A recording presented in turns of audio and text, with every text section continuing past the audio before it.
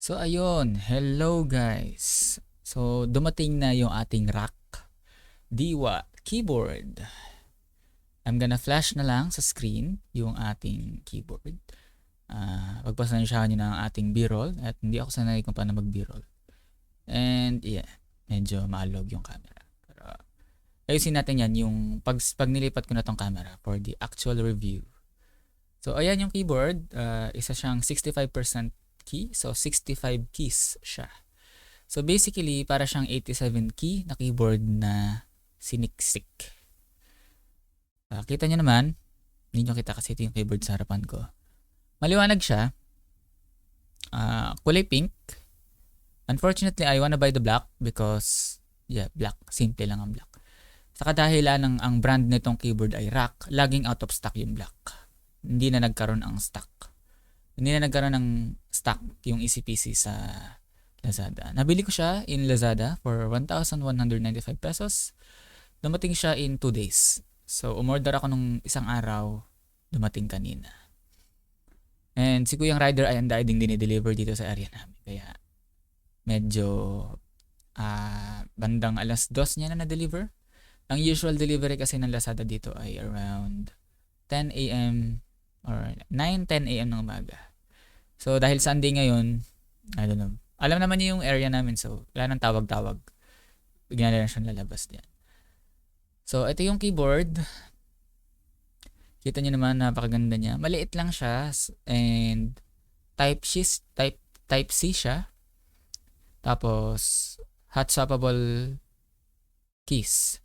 Any keys na 3-pin, so isang center pin, tapos dalawang contact. So, ganun yung tawag usually sa pagbibili ka sa online. So, ayun guys, lipat na natin yung camera. Ayan, so lumipat na ako ng phone kasi para malinaw yung POV ng keyboard pag sinut natin. Alright, so ito yung keyboard. So, as you can see, maliit lang siya. Pag flip over natin siya sa likod niya, ayan siya. RAK Diwa. Pwede nyong iskanta para pumunta kayo sa website ng RAK and pwede kayong mag-download ng software na to since full RGB tong keyboard. 2 levels of adjustment. Ito yung pinaka-highest. Ito yung medium. Napipindot ko yung keyboard. Ito yung medium. Ayan siya. Wait lang, ilala ko lang ng focus ng camera. Lumilipat eh. Ayan. Ito naman yung other feet. Yung left side to. Ito yung right side. Ito yung left side. Makapal ang rubber. You can see it, makapal yan. Kaya matagal yan bago mag-wear out. And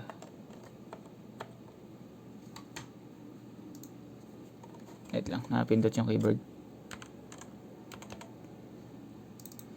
Ayan. Alright. Type C siya. Pwede mo siyang alisin kahit ma-under yan. Type C, so pag nasira to, madali palitan. Hindi naman yun masisira kasi usually nasa table nyo lang naman to. So, nakasaksak sa reversible din so. Pwede rin kayong gumamit ng any either type C na you want. Pwede rin kayong gumamit ng yung mga braided and coiled na type C. Yung mga aftermarket na nabibili sa online. Alright, ayan siya. Ito ang levels ng kanyang ilaw. Sa software ako magbabase. Ito yung corrugated. So, gawin natin RGB yan. Lumilipat lang left to right. Pwede rin right to left. Okay, next one is cloud. Paano transition nito? Hindi nakukuha ng camera. Parang right to left na galing upper right. Tapos mas dikit-dikit siya. Ito yung RGB. Pag hindi RGB, ayan mo siya. Ayan. Serpentine. Pataas to? Paikot. Paikot. So, pag ganun yung animation. Next one is spectrum. This is full So, yung buong keyboard, wag niyo pansinin to, yung gumagalaw na ganun. Sa FPS ng camera yan eh. Naka 60 FPS kasi itong recording natin. Ang breathing ay, yan lang. Blink and blink. Ito yung single color. Ang gawin natin red, orange, kayo bahala. To green, to blue, to purple. To purple to. To magenta, pink, darker pink, orange. Preset lang to ng software. Ito yung RGB. So, literal na red, green, and blue. Alright, next one. This is your standard na yun lang. Lahat. Ito yung kulay white niya. Mukhang pink. Mukhang pink sa camera kasi mukhang pink sa personal kasi pink yung dito. Saka pink din ata tong ano ng board. Hindi. Puti yung backplate niya. Itong gilid. Nag-fade siya dito. Para ano yung ilaw, di ba? Nagre-reflect. Kaya sa POV mo kulay pink. Reaction ay pag pumindot ka, nag-iilaw lang siya. Pwedeng RGB. Gawin natin RGB. Ayan. Pag RGB, kada pindot mo, nag-iiba kulay. Di ba? Alright. Ripples is, pag pumindot ka, gagano lang.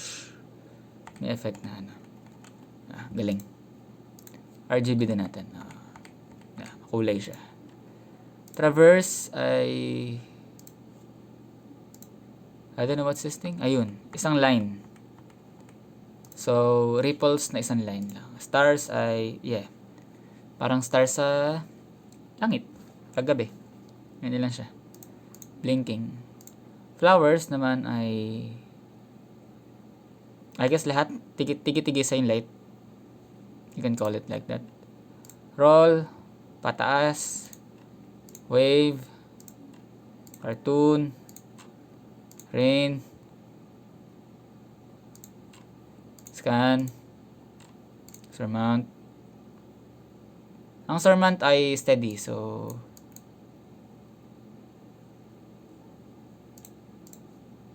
okay. Group lang ano to. Parang static lang siya. Speed ay middle. Yan. At ito, yung from mid, gumaganon siya. Nag-expand. Atong isa naman from the inside, pa-condense. Pasara siya. Right. And custom. Ito yung custom. Kung kayo bahala. Pwede itong ilaw na to ay kulay red. Yan. Di ba nag-iba? Yung WASD natin ay kulay blue.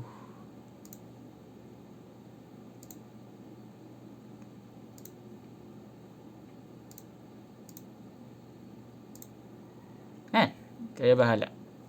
Pwede rin complete extinction and naka-off siya. Yan yung keycaps niya. Pag madilim to, madilim yung keycaps kasi ngayon, ganun ang pagkakagawa ng mechanical keyboards. So anyways, let's switch back to the PC so that I can show you kung paano mag-download ng software ni RAK. Alright, see you in the PC. Peace out. Alright, so ganito guys kung paano nyo i-download ang software ng RAK Diwa RGB Mechanical Keyboard. Alright, punta lang kayo ng Google and then search nyo RAK Diwa Software. And then sa pinakaunang link na website ni RAK, rak.ph, drivers and software, open nyo lang siya. Maglo-loading yan. Click nyo lang tong RAK Diwa, download nyo. And then after nyo ma-download, ayan siya. Open nyo yung folder na ginawa ni RAK. Right click nyo lang to, 7-zip. Kung may 7-zip or kung wala, basta extract nyo lang siya. Extract to RAK Diwa. Mag-extract siya, nag-iisa lang po yan, install nyo. And then after that, makikita nyo na to sa inyong desktop. Double click nyo lang si RAK. Ito, yan. Pili lang kayo kung anong gusto nyo.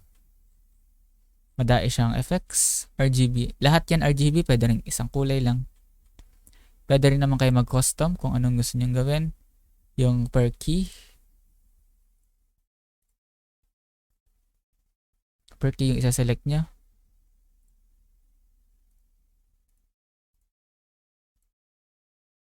Hindi ko mapindot.